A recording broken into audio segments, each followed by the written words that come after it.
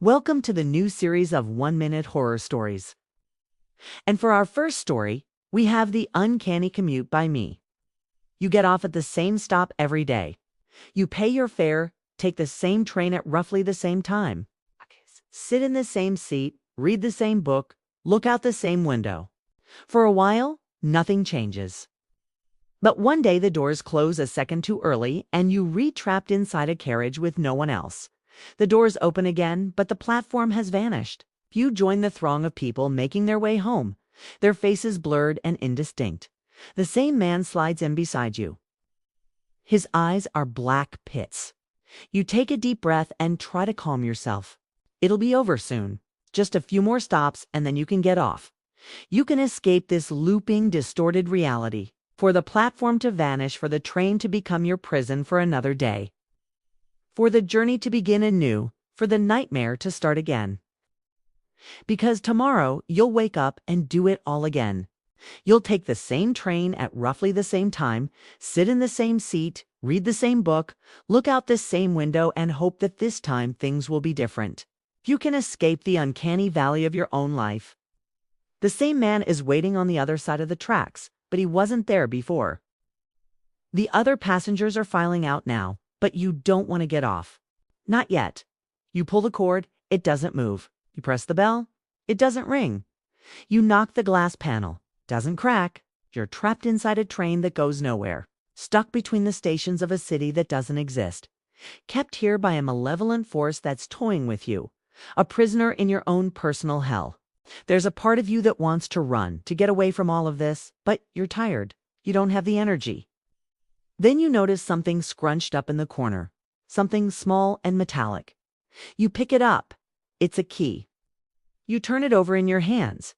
It doesn't fit any of the locks you try. You wander through the carriages looking for an answer, but there's no one left to ask. Only the driver in the cab at the front knows what's going on, but his eyes are black pits. Now panic sets in. Where are you going? Why is everyone staring at you? And why does that man keep getting off at every station? He never gets on. You reach your stop, pull the cord, but the doors won't open. Well, they never do. When you press the emergency button, the recorded voice tells you to stay calm, and that help is on the way. But when the doors finally open, there's no one there to help you. The only other passengers are the people who got on at this stop. But how can that be? This isn't your stop. It never was. Now the destination sign reads Paddington, even though you know there's no line that stops here. And as the train pulls into the station, you see Paddington Bear standing on the platform waving. His eyes are black pits. The other passengers are filing out now, but you don't want to get off. You don't want to go exploring the infinite platforms of Paddington Station, especially not at night. But there's nowhere else to go. So you follow them off the train past the ticket machine that hasn't worked since 1983. Through the turnstile that isn't there, down the stairs that lead up instead of down, all the way back to the carriage where it all began. Because somehow you're back at your stop, the doors slide open and you step out onto the platform. It's rush hour.